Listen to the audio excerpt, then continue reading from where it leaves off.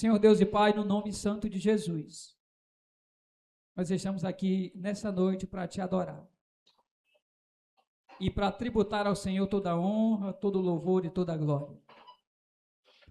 E agradecer porque o Senhor nos trouxe aqui nessa noite para celebrar, ó Deus amado, a vitória do Cordeiro de Deus na cruz do Calvário. Para celebrar, Deus amado, a vitória sobre a morte e o passaporte para a vida eterna que nos foi dado lá na cruz do Calvário. E essa noite algumas pessoas vão declarar que nasceram de novo, que são novas criaturas em Cristo Jesus e que agora elas estão aguardando, junto conosco, o glorioso dia em que o Senhor vai nos levar para estar com Ele para sempre. Essa noite é a noite de celebração, porque pessoas reconhecem que Tu és o Filho de Deus e morreu na cruz para lhes salvar. Por isso estão nessa noite aqui para declarar isso publicamente. Senhor, em nome de Jesus, nós pedimos, Pai, no nome de Jesus, que o Senhor possa abençoar todos que estão conosco nessa noite, todos. Especialmente os que nos visitam. Que essa noite seja uma noite de grande alegria e de festa, mas uma festa espiritual.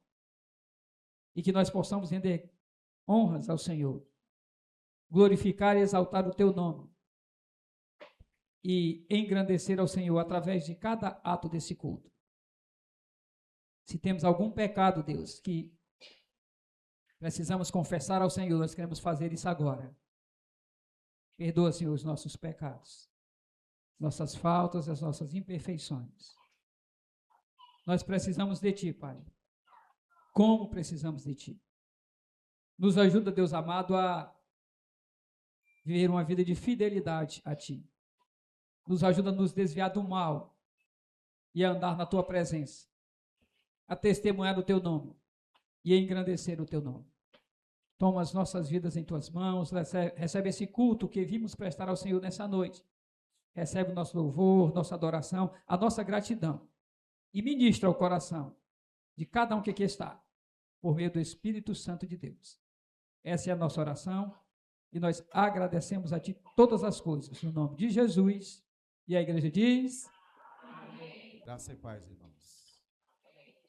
Deus abençoe a vida de cada um aqui presente. Vamos abrir as nossas Bíblias no Salmo de número 139. Salmo 139, o belíssimo Salmo 139.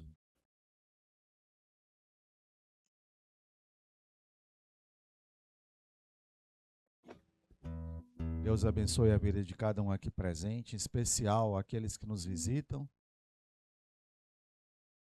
A família do irmão Antônio, a sua filha, o seu genro, a sua neta. Família da irmã Janaína, que Deus possa estar abençoando cada um.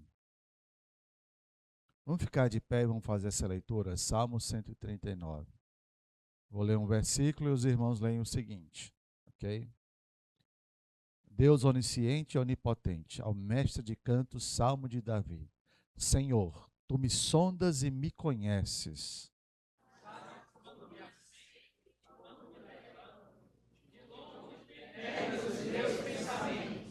Esquadrinhas o meu andar e o meu deitar, e conhece todos os meus caminhos. Ainda a palavra me não chegou à língua, e tu, Senhor, já conheces tudo. Tu me cercas por trás e por diante, e sobre mim pões a mão. Tal conhecimento é maravilhoso demais para mim, é sobre modo elevado, não posso atingir. Para onde me ausentarei do teu espírito? Para onde fugirei de tua face? Se tu ao céu, lá estás. Se faço a minha cama, mas profundamente, lá estás também. Se tomo as asas da alvorada e me detenho nos confins dos mares. Lá me haverás guiado a mão, e a tua destra me susterá.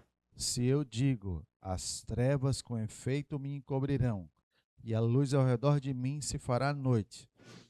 até as próprias trevas não te serão escuras.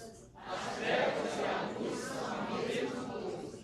Pois tu formaste o meu interior, tu me teceste no seio de minha mãe. Graças te dou, visto que por modo assombrosamente maravilhoso me formaste. As tuas obras são admiráveis e a minha alma sabe muito bem.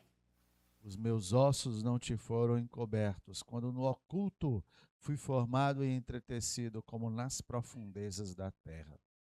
Teus olhos me viram na substância da vida e forme, e no teu livro foram escritos todos os meus dias, cada um deles escrito e determinado, quando nenhum deles havia ainda. Que preciosos para mim, ó Deus, são os teus pensamentos, e como é grande a soma deles. Se os contasse, excede os grãos de areia, contaria, sem jamais chegar ao fim. Tomar, ó Deus, desses cabos do perverso, apartai-vos, pois, de mim, homens de sangue. Eles se rebelam insidiosamente contra ti, e como teus inimigos falam malícia. Não aborreço eu, Senhor, os que te aborrecem? E não abomino eu os que contra ti se levantam? Aborreço-os com ódio consumado, para mim são inimigos de fato. Sonda-me, ó Deus, e conhece o meu coração. Prova e conhece os meus pensamentos todos. E vê se há em mim algum caminho mau e guia-me pelo caminho eterno. Amém. Pai, em nome de Jesus, te damos graças, ó Pai, pelas tuas misericórdias dia após dia. Porque se não fossem as tuas misericórdias, todos nós seríamos consumidos, ó Pai. E te damos graças por isso. Abençoa cada um aqui presente, abençoa aqueles que serão batizados, que farão profissão de fé hoje, ó Pai. Abençoa cada um, que possa ser uma decisão tua e que eles possam frutificar dia após dia. Ó Pai, que esse seja um momento de realmente professar a sua fé publicamente. Não deixe que nenhum deles possa esmorecer jamais na fé em Ti, ó Pai. Abençoa o Teu povo em nome de Jesus. Amém, Pai.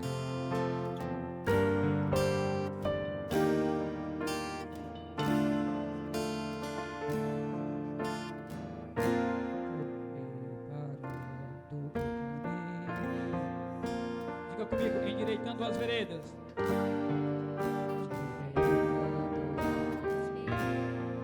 E cada vez mais diminuindo. O que importa é que ele cresça. Diga assim, nele o meu prazer está. Nele o meu prazer está. Eu não sou digno de desatar a sua sandália. E nele a minha vida está. E eu caminho com a certeza de que ele virá. E por ele que eu estou gastando a minha vida, perdendo tudo por amor e com alegria.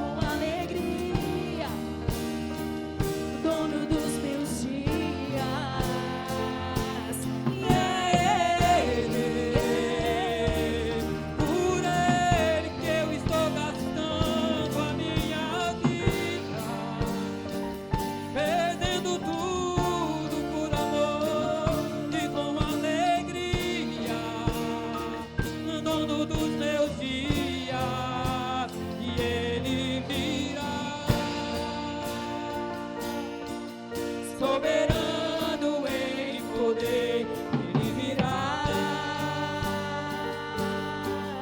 e o governo está nele, vejam, ele traz consigo a sua recompensa, ele virá,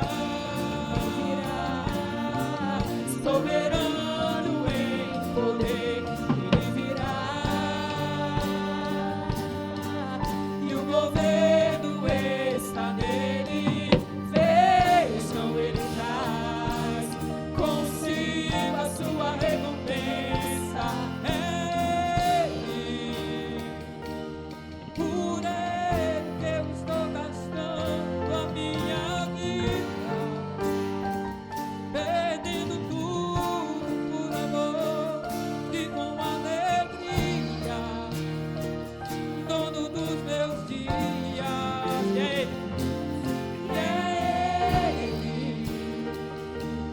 Por ele eu estou gastando a minha vida, Perdendo tudo por amor e com alegria, dono dos meus dias, e ele virá, soberano em poder, ele virá, e o governo está nele, vejam, ele traz consigo a sua recompensa, ele virá, soberano em poder, ele virá, e o governo está nele, vejam, ele traz, que assim, ele, por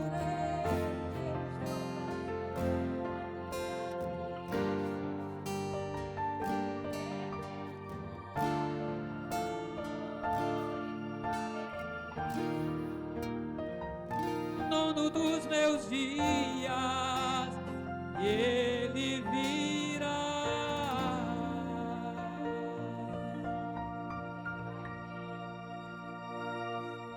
Louvado seja o nome do Senhor. Louvado seja o nome do Senhor. Eu senti no coração um desejo de cantar. Nem ensaiamos, mas eu quero cantar com a igreja. Eu te agradeço, Deus, por se lembrar de mim e pelo teu favor e o que me faz crescer. Adore ao Senhor. Quero ver a igreja cantando com alegria.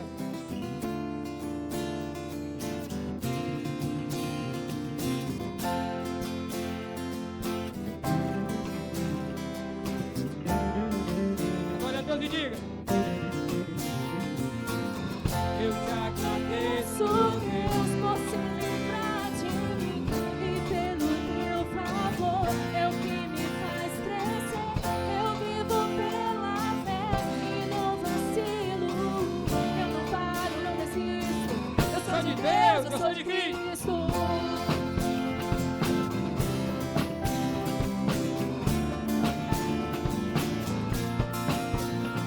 diga: eu te agradeço, Deus, por se lembrar de mim e pelo teu favor é o que me faz crescer.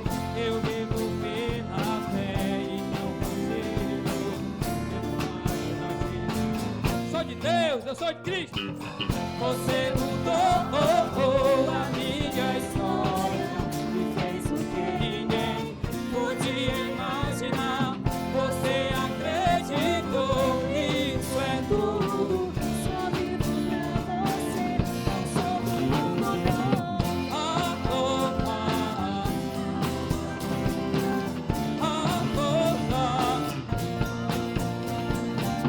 E o levantar das minhas mãos é pra dizer: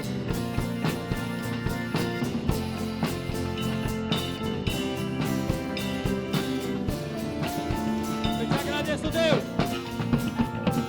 Eu te agradeço, Deus, que no deserto Não me deixou morrer e nem desanimar. e como aquela mãe que não teve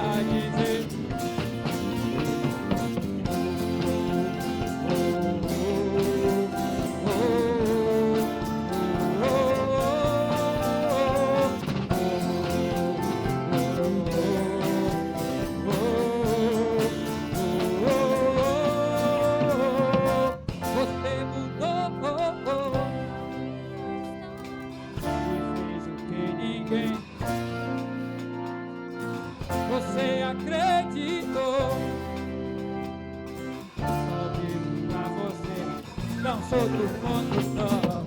Ah, oh, ah. E o louvor a Deus e o levantar É dizer as vozes. Ah, oh, ah. A força e o levantar das minhas mãos é eu te pertenço.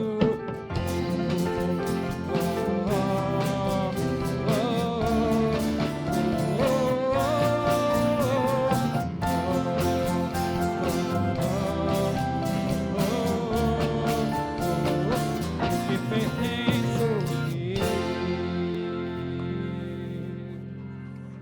Glória a Deus.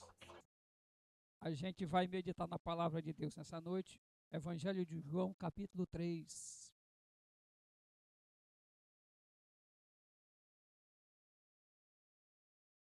À medida que eu for lendo, o sabiam vai passando. Havia entre os fariseus um homem chamado Nicodemos, um dos principais judeus.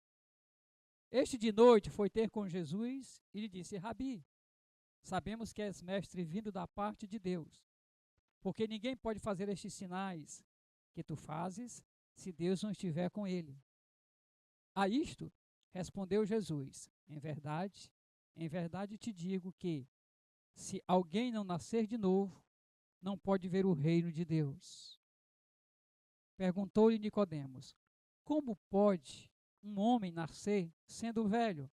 Pode porventura voltar ao ventre materno e nascer segunda vez? Respondeu-lhe Jesus: em verdade te digo, quem não nascer da água e do Espírito não pode entrar no reino de Deus. Vamos ler junto esse versículo todos? Respondeu-lhe Jesus: em verdade te digo, quem não nascer da água e do Espírito não pode entrar no reino de Deus. Amém? Curve a sua cabeça, vamos orar. Vamos orar nesse instante. Pai, no nome de Jesus, nós pedimos a Deus amado que o Espírito Santo de Deus nos ilumine nessa ministração e possa, ó Deus amado, falar ao nosso coração. Que o Espírito Santo de Deus possa agir nesse instante com poder e graça sobre a vida de todos que estão conosco. E o Espírito Santo, ó Deus amado, que é quem revela para nós a Tua palavra, é quem ministra o nosso coração, é quem molda o nosso caráter. E isso acontece a cada dia na vida do filho e da filha de Deus. Isso acontece a cada dia, ó Deus amado, a cada momento da nossa vida. Essa ação do Espírito Santo. Nós pedimos que nessa noite esse Espírito Santo de Deus que está nesse lugar, está em nós, está nesse lugar, ele possa fazer isso na vida da Tua igreja. E possa, em nome de Jesus, nos moldar como Tu deseja que sejamos. Toma em Tuas mãos, ó Deus, a vida do Teu povo aqui reunido. Nós oramos agradecidos desde já. No nome de Jesus. Amém. Os cristãos não são sem pecado.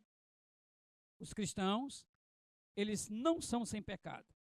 Os cristãos, eles não são perfeitos. Os cristãos lutarão contra o pecado e os cristãos podem até cair.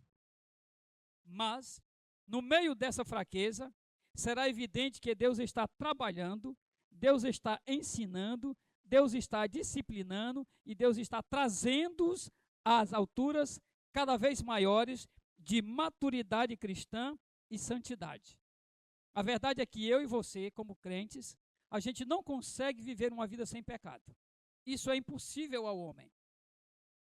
É impossível. Mas na nossa caminhada, estará acompanhando a nossa vida o Espírito Santo de Deus e nos ajudando para que a gente cresça em maturidade e em santidade. E que essa queda que a gente tem em algum momento da nossa vida, ela não seja para nos deixar caídos, mas seja uma oportunidade de nos levantarmos, confessarmos a Deus o nosso pecado, nos arrependermos e continuarmos a caminhada. Lutero dizia: não posso não pecar. Ele está falando que É impossível a qualquer um de nós dizer que não vai pecar. E a Bíblia diz lá na carta de João, se nós dizemos que não pecamos, já mentimos, porque isso é impossível para qualquer um de nós. Desde que você professou a fé em Cristo, seu desejo por Cristo está crescendo. Seu desejo por santidade está crescendo. O poder de Deus em transformar sua vida. E é uma pergunta, é algo evidente? O poder de Deus em sua vida, em transformar a sua vida, tem sido algo evidente? Você está se tornando cada vez mais parecido com Deus e menos parecido com o mundo? E cada vez mais parecido com Cristo e menos com os valores e princípios desse mundo? Ou você está se tornando cada vez mais parecido com o mundo? O cristianismo não é algo que deve ser apenas uma pequena parte da sua vida. O cristianismo não é algo que deva ser apenas uma pequena parte da nossa vida. Só um momento da semana, só um dia da semana, ou alguns dias da semana, só alguns momentos da nossa vida. O cristianismo não é sobre você viver no mundo 6 dias por semana e vir no domingo à igreja. Isso não é o cristianismo. O cristianismo não é você ser igualzinho ao mundo. Preste atenção no que eu vou dizer. O cristianismo não é você ser igualzinho ao mundo e você, mesmo sendo igualzinho ao mundo, você pega um tempo e depois você vem para a igreja, aí você diz, eu sou de Cristo, eu pertenço a Cristo. Se o seu cristianismo for isso, você não tem Cristo, você não é um cristão. Deixe-me lhe fazer uma pergunta. Como você sabe se você é cristão? Como é que você sabe se você é cristão? Como você sabe que realmente conheceu a Cristo? Como você sabe que realmente você conheceu a Cristo? Como você sabe que se você morresse agora, você iria para o céu e seria aceito por Deus Todo-Poderoso diante do seu trono? Como você sabe? Você diz bem, é tudo pela graça. E eu já vi muito esse discurso por aí. Não é tudo pela graça. Sim, é tudo pela graça. Não somos salvos pelas obras. Isso é claro, Efésios capítulo 2 diz isso. Somos salvos pela graça. Isso é verdade. Somos salvos por crer nas promessas do Evangelho. Isso é verdade. Mas o que você precisa entender nessa noite é que a graça é uma coisa poderosa. Que aquele que te deu graça para se arrepender e crer, também te dá graça para continuar se arrependendo e continuar crendo e ter uma vida melhor a cada dia. A graça não se esgota na justificação, na regeneração. Ela não se esgota. Ela continua na nossa vida, em todo o processo, especialmente durante a santidade. Aquele que te dá graça para crer, também te dará graça para a sua santificação, para que você possa crescer em santidade. Aliás, me ouça, uma das maiores evidências que você realmente creu em Cristo para a salvação é que Deus começou uma boa obra de santificação em você e Ele vai completá-la. Uma grande evidência é que Ele começou uma obra na sua vida e na minha vida de santificação e Ele vai completá-la. O Espírito Santo de Deus trabalha para te tornar e para me tornar cada vez mais santo. A cada dia, homens e mulheres mais santos. Agora deixa eu fazer uma pergunta. Isso é uma realidade na sua vida? A cada dia, você está vivendo de forma mais santa? Eu não estou perguntando se a cada dia você está indo para a igreja, você tem culto todos os dias na sua igreja e participa de todos os cultos, ou faz parte do ministério, ou você faz parte de um departamento. Eu não estou fazendo essa pergunta. Eu estou perguntando cada dia você está ficando mais santo? Você pode honestamente me dizer que seu grande desejo é ser santa? Que o grande desejo da sua vida é ser mais santa? Você pode honestamente me dizer que seu grande desejo é não ser como o mundo, mas ser como Jesus Cristo? Você pode me dizer isso? Você pode me dizer isso de verdade? Porque se você não pode, você deveria ter medo. Você deveria ter muito medo. Aqueles que amam o mundo não têm o amor do Pai. Aqueles que amam o mundo e os princípios e valores desse mundo não têm o amor do Pai. O Evangelho é o poder de Deus para a salvação. Nós vemos isso lá em Romanos. Paulo diz. Mas aí surge um outro problema. Nossa ideia de salvação é muito limitada. Na verdade, se tornou uma forma reduzida de justificação. O nosso conceito de salvação se tornou uma forma reduzida de justificação. Crê em Jesus. Você não vai para o inferno e você está salvo. Foi a isso que foi reduzido o Evangelho em alguns lugares e para algumas pessoas. Crê em Jesus. Receba a graça. Você não vai mais para o inferno e você está salvo. E acabou. Salvação é muito mais do que isso. O Evangelho é o poder de Deus, por intermédio do qual um homem pode ser justificado, ser declarado justo perante um Deus que é santo. Mas salvação não é só justificação, é também santificação. A Bíblia nos diz: buscai a paz com todos e a santificação, sem a qual ninguém verá a Deus. E a nossa interpretação tão egoísta desse versículo, sabe como é que a gente diz?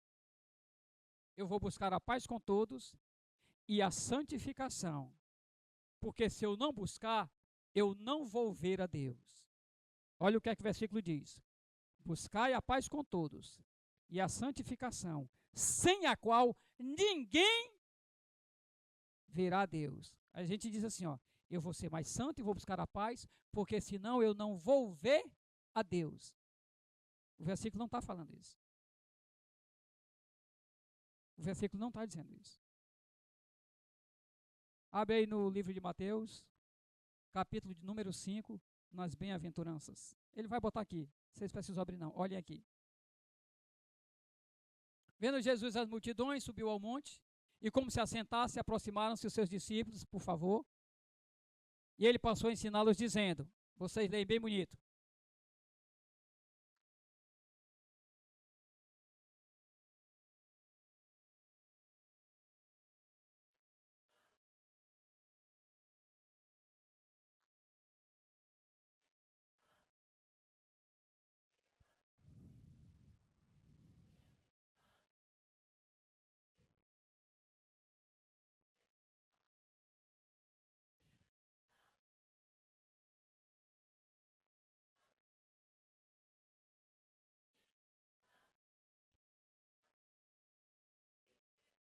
repita isso aqui: bem-aventurados os limpos de coração, porque verão a Deus. Agora eu vou lá para outro versículo: buscai a paz com todos e a santificação, sem a qual ninguém verá a Deus. Você diz, eu tenho que buscar a paz e a santificação, senão não vejo a Deus. Quem foi que disse isso?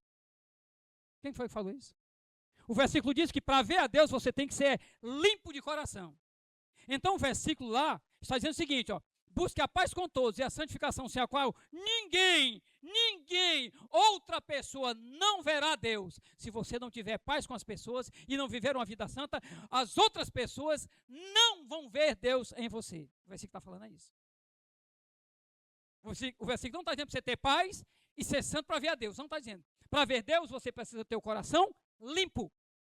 Para que as pessoas vejam Deus, você tem que ter paz e ter uma vida santa. Aí as pessoas vão ver Deus. Sem a qual ninguém verá a Deus. Mas a nossa interpretação egoísta dos versículos faz com que a gente viva assim. Achando eu vou ser santo, vou buscar paz para que eu veja Deus. Quem foi que falou isso? Onde foi que a Bíblia disse isso? Para ver a Deus, você precisa ser limpo de coração. E é promessa de Jesus. Bem-aventurados, grande aos olhos de Deus, os homens e mulheres que são limpos de coração, esses verão a Deus. Mas mais, o Evangelho é o poder de Deus para santificar. Ouça, se você é uma pessoa religiosa, não convertida, preste atenção. Todos que estão aqui, preste atenção nisso. E você que vai fazer profissão de fé também. Se você é uma pessoa religiosa, não convertida, quanto mais você ouvir da graça de Deus, mais vai levar você a ficar apático e calmo em relação ao pecado. Preste atenção. Se você for uma pessoa religiosa, não convertida. Você é religioso, mas você não é convertido. Quanto mais você ouvir da graça de Deus, mais você vai ficar apático e calmo em relação ao pecado.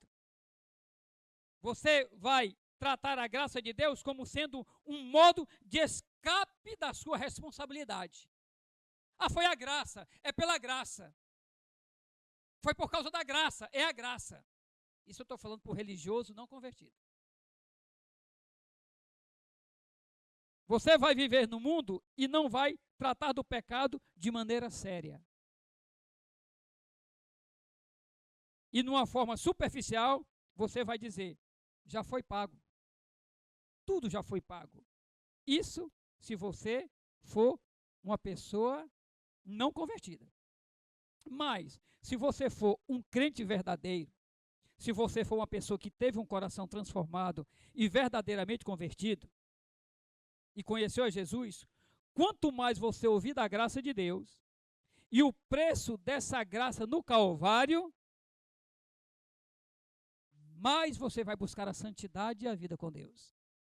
Deixa eu contar uma coisa para vocês. No dia 9 desse mês, eu fiz uma cirurgia no braço. Isso vai para toda a igreja e para quem vai ser batizado. Eu estava com um problema no ombro de, um nome até bonito, mas não desejo esse nome para ninguém. Capsulite adesiva. É uma doençazinha que surge na articulação do ombro e eu estava perdendo os movimentos do ombro. E quando eu tentava forçar para fazer o movimento, doía muito. Minha esposa sabe, eu nem dormia, não conseguia dormir. Procurando posição, não conseguia. No dia 9 eu fiz a cirurgia. No dia 10, depois que passou o efeito da cirurgia pela manhã, eu tenho 58 anos. Eu quero dizer uma coisa para vocês. Eu nunca senti tanta dor na minha vida. Eu já tive um tumor sajado sem anestesia. Preste atenção. Eu já tive um tumor na perna que foi sajado, foi tirado sem anestesia. Porque foram aplicar anestesia, mas estava inflamado, não pegou. Então eles tiraram, cortaram sem anestesia um tumor da minha perna. Essa dor não se compara nem de longe à dor que eu senti no dia 9. Minha esposa estava do meu lado e viu, eu chorava de dor.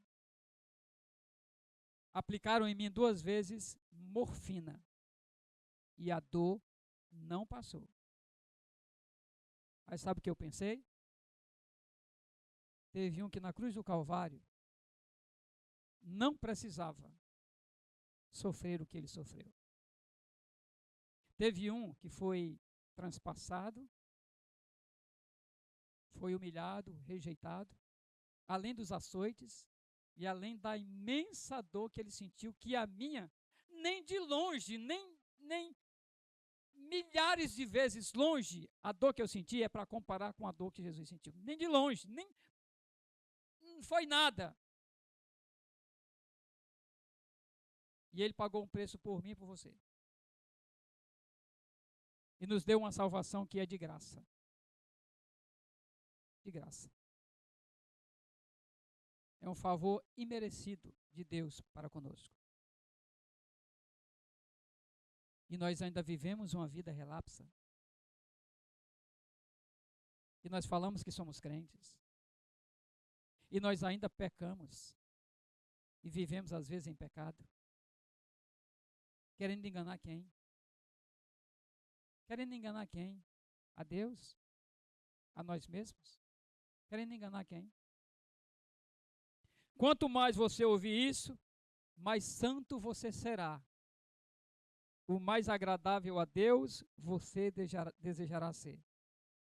Se você é um crente verdadeiro, se foi alcançado pela graça verdadeira, foi uma conversão verdadeira, quanto mais você ouvir da graça, mais você vai querer ser santo, mais vai querer agradar a Deus e mais você desejará ser igual a Cristo. Mais você odiará o pecado e mais você vai odiar os valores e princípios deste mundo. Deixa eu falar ainda e para finalizar sobre um caminho estreito.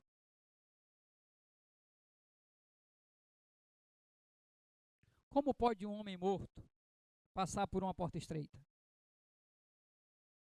Como é que um homem morto pode passar por uma porta estreita? Desde que a salvação é muito mais do que qualquer outra coisa, a declaração do poder de Deus ao universo, você pode estar seguro de que, se Deus salvou uma pessoa, Ele transformou essa pessoa no âmago do seu ser.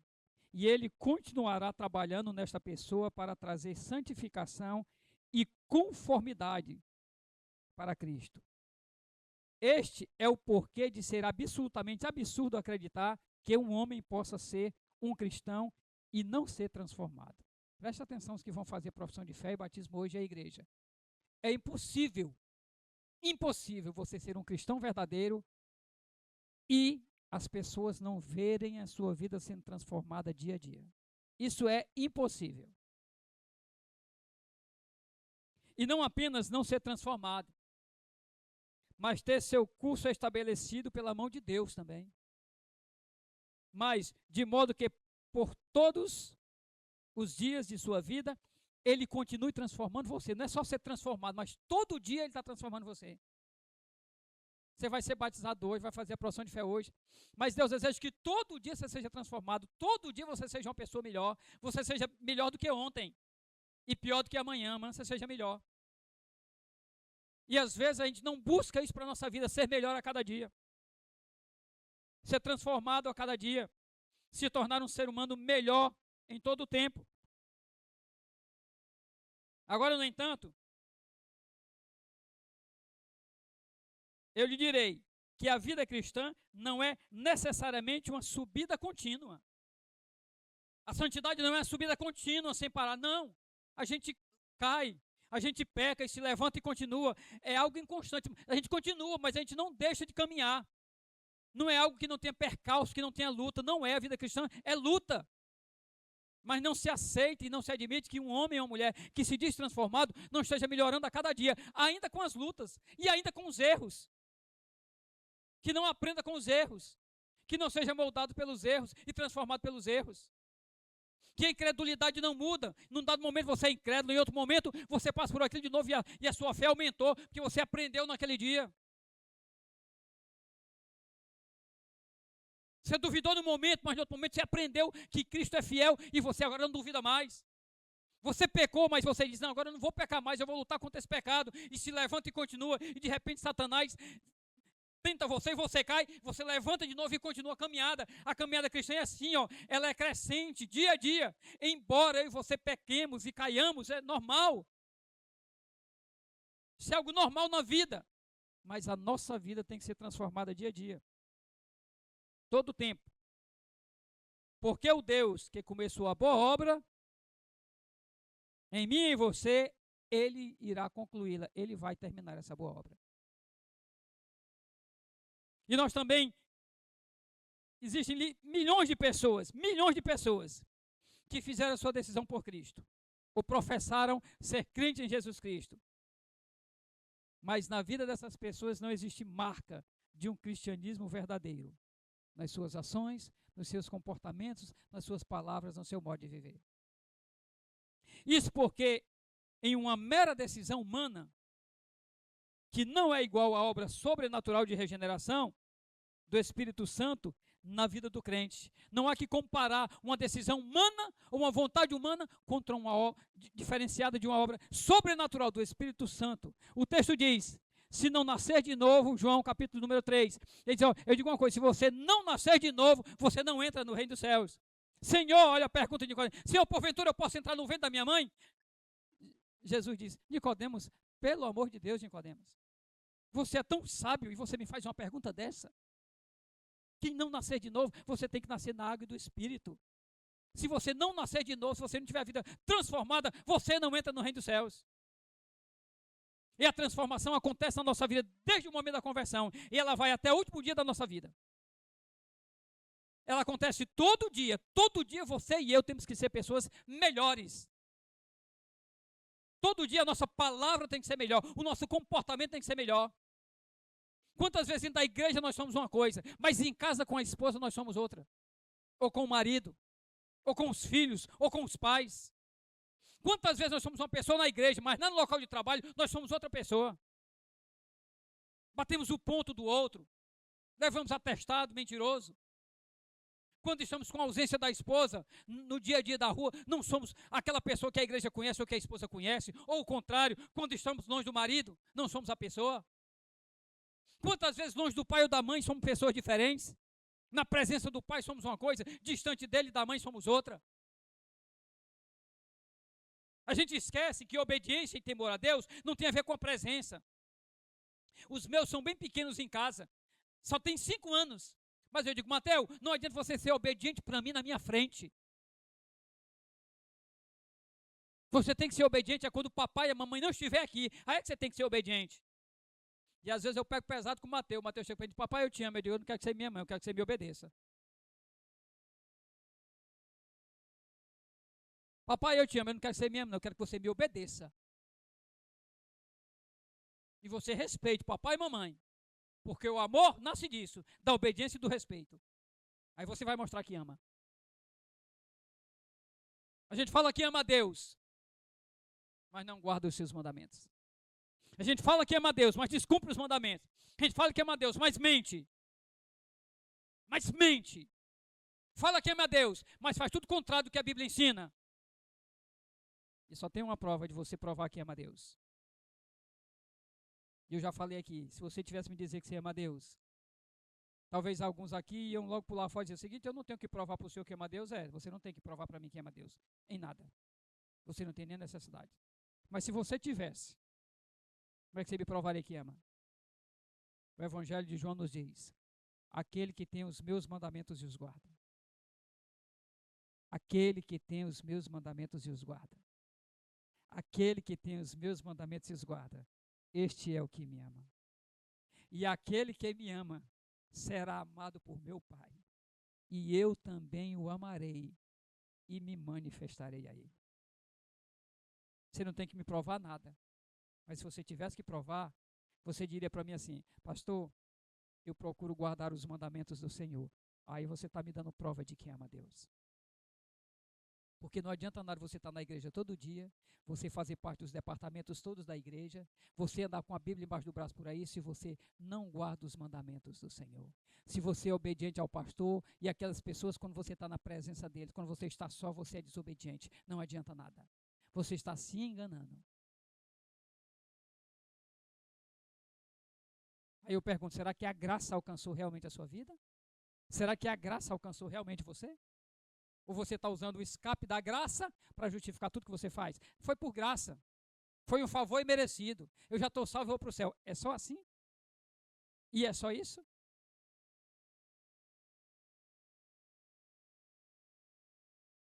Quando o evangelho é devidamente pregado e homens e mulheres são chamados ao arrependimento e fé, 2 verdades têm que ser ditas.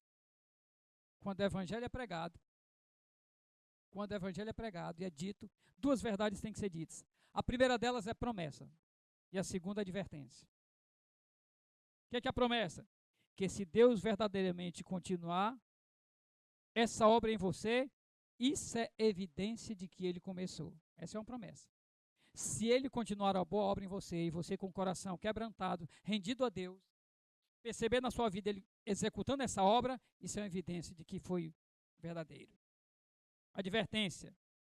Se depois dessa noite de decisão, ou do seu ato de dizer que é crente, que aceitou a Jesus, você se afasta e não continua procurando ser transformado pelo Espírito Santo, deixar ele transformar a sua vida, essa é uma prova de que aquela noite, aquela decisão foi uma grande mentira na sua vida. Você nunca teve um encontro com Jesus Cristo. O homem que se recusa a falar sobre pecado, tenha certeza de uma coisa: o Espírito Santo não tem nada a ver com o seu ministério. E tem vezes aqui que a irmã Elias diz: pastor, o senhor pegou pesado. O senhor pegou muito pesado naquele dia. E eu digo para ela: irmã, eu prefiro que eu tenha pego pesado e Deus lá no céu me diga: você pegou pesado demais naquele dia, do que Deus me diga lá no céu: você foi negligente, você não falou o que você deveria ter falado. A regeneração, a doutrina do novo nascimento, não somente capacita aquele homem a passar pela porta estreita, como também o capacita para andar num caminho estreito. A regeneração, ela nos capacita também a andar pelo caminho estreito, não só passar. Eu não sei aqui quantos sabem qual a representação daquela porta estreita. Nos palácios, nos castelos, tinham, via de regra, duas portas, poderia ter mais. Uma era muito larga, onde passava todo mundo, e havia uma estreita, uma bem estreita, que você só conseguia passar por ela se você não levasse nada. Normalmente a estratégia de quem era daquele castelo, quem era o imperador, quem reinasse ali, o que é que ele fazia? A porta larga era fechada e só ficava a estreita, aberta. Para quê? Para que aqueles soldados do exército inimigo entrassem lá, só que ele não conseguiria entrar com arma. Ele entraria sem arma, porque não era só a porta que era estreita, o caminho até chegar depois da muralha também era estreito. O que é que esse texto de porta estreita quer nos dizer? Que passar pela porta estreita não significa só entrar, significa continuar a caminhada numa porta estreita e nos desvencilhando daquilo que é próprio de nós mesmos e que a gente quer levar e que a gente ainda quer trazer para a vida cristã. A porta estreita aqui está dizendo: olha, eu vou entrar, você vai entrar, mas a gente tem que se desvencilhar daquilo que é próprio nosso, daquilo que está arraigado a nós, a gente tem que tirar para a gente poder passar por essa porta.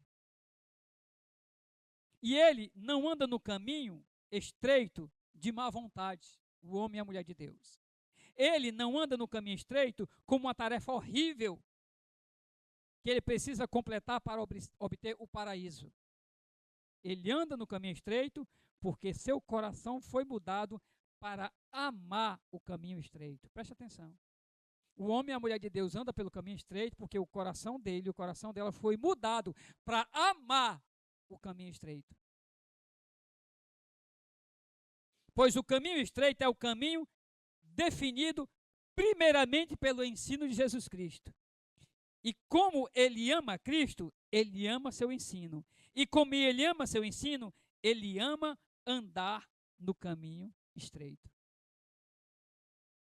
Se você tem um novo relacionamento com Cristo, então, naturalmente, você passa a ter um novo relacionamento com a sua palavra. Se isso não está acontecendo, você, na verdade, não tem um novo relacionamento com Cristo. Não tem. Eu quero finalizar essa reflexão nessa noite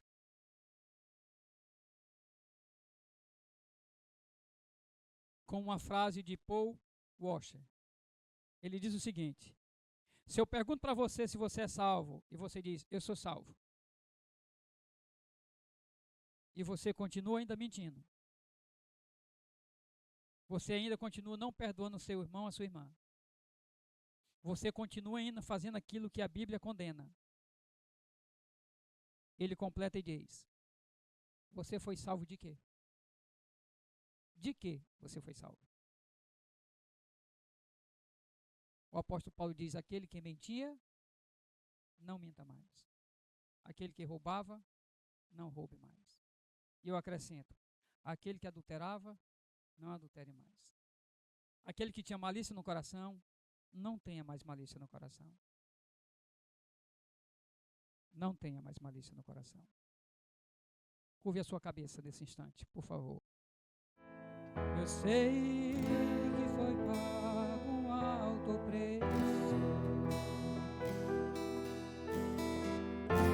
para que contigo eu fosse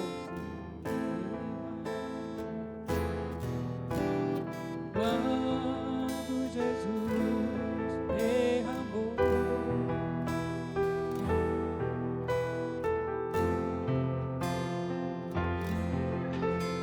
Ele pensava em mim, pensava em nós. Eu sei que foi pago alto preço. Eu sei que foi pago um alto preço para que contigo eu fosse meu irmão. Quando Jesus derramou sua vida, ele pensava em ti, ele pensava em mim, pensava em nós, e nos via redimidos por seu sangue, lutando bom combate do Senhor. Abalado, trabalhando, sua igreja edificando e rompendo as barreiras pelo amor. E na força do Espírito Santo nós proclamamos aqui e pagaremos o preço de ser só coração do Senhor. E por mais que as trevas militem e nos tentem separar, com os nossos olhos em Cristo Jesus, unidos iremos andar. E na força do Espírito Santo nós proclamamos aqui, pagaremos o preço de ser um só coração do Senhor. E por mais que as trevas militem e nos tentem separar, com os nossos olhos em Cristo Jesus, unidos iremos andar, unidos iremos andar. Boa noite, igreja. A paz do nosso Senhor Jesus Cristo, amém? A igreja está bonita. Não pela frente, mas aqui no templo. Está cheio. E nós somos a igreja verdadeira. Não é o templo, somos nós. Amém? Vamos abrir nossas Bíblias em João 3, uma leitura do versículo 1 ao 16. Diz assim a palavra do Senhor. Havia entre os fariseus um homem chamado Nicodemos, um dos principais dos judeus. Este, de noite, foi ter com Jesus e lhe disse: Rabi, sabemos que és mestre vindo da parte de Deus, porque ninguém pode fazer estes sinais que tu fazes, se Deus não estiver com ele. A isto respondeu Jesus: em verdade te digo que, se alguém não nascer de novo, não pode ver o reino de Deus. Perguntou-lhe Nicodemos: como pode um homem nascer sendo velho? Pode, porventura, voltar ao ventre materno e nascer segunda vez? Respondeu Jesus: em verdade te digo, que não nascer da água e do Espírito não pode entrar no reino de Deus. O que é nascido da carne é carne, e o que é nascido do Espírito é Espírito. Não te admires de eu te dizer: importa-vos nascer de novo. O vento sopra onde quer, ouves a sua voz, mas não sabes de onde vem, nem para onde vai. Assim é tudo que é nascido do Espírito. Então, lhe pergunto Nicodemos: Como pode suceder isto? Acudiu Jesus: Tu és mestre em Israel e não compreendes estas coisas? Em verdade te digo que nos dizemos que sabemos e testificamos o que temos visto, contudo, não aceitais o nosso testemunho. Se tratando de coisas terrenas, não me credes, mas como creis em vós falar das celestiais? Ora, ninguém subiu ao céu, senão aquele que lá desceu, a saber, o Filho do Homem que está no céu. E do modo porque Moisés levantou a serpente no deserto, assim importa que o Filho do Homem seja levantado, para que tudo que nele crê tenha a vida eterna. Porque Deus amou o mundo de tal maneira que deu o seu Filho unigênito, para que todo o que nele crê não pereça, mas tenha vida eterna. Amém? Eu te batizo em nome do Pai, em nome do Filho e em nome do Espírito Santo de Deus.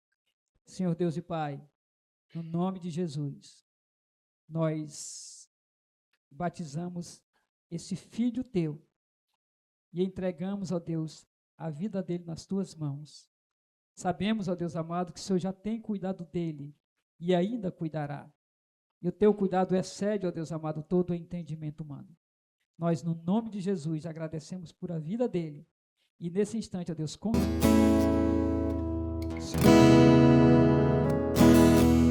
meus olhos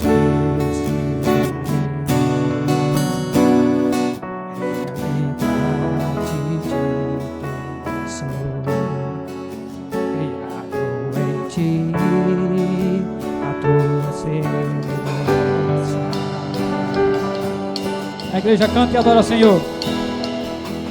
Senhor, o meu passado teu sangue apagou. Uma nova vida. Uma nova vida me O teu poder transforma o meu ser. O teu poder transforma o meu ser. De glória em glória eu nasci de novo em ti, sou mais que vencedor. Eu nasci de novo, faz-me ver assim como sou. A igreja, Senhor.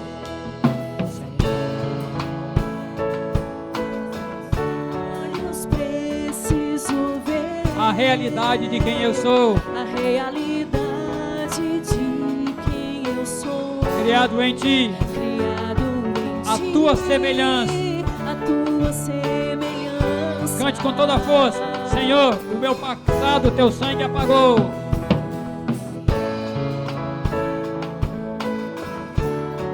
Uma nova vida, glória a Deus. Me entregou. O teu poder transforma o meu ser. O teu poder transforma de glória em glória. De glória em glória. Todos cantam. Canta comigo todos. Eu nasci de novo em ti. Sou mais que vencedor. Eu nasci de novo. Faz-me ver assim como sou. Uma nova criação eu sou. Uma nova criação eu sou. Uma nova criação eu sou. Terminando. Uma nova criação eu sou. Glória a Deus. Irmãos, vocês sentem-se e eu queria que vocês sentassem nas